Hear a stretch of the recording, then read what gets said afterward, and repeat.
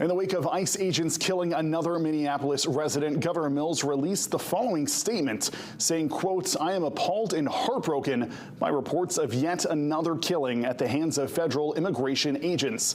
President Trump and Secretary Noem's weaponization of federal law enforcement against the people they are meant to serve is not only a grave violation of the Constitution, but a threat to the lives of law-abiding people in the cities and states that they seek to occupy, including Maine," end quote. Governor Mills then requested that President Trump meet with her in person to demand a withdrawal of ICE agents from the state of Maine, calling them untrained and reckless. She also encouraged protests to be peaceful.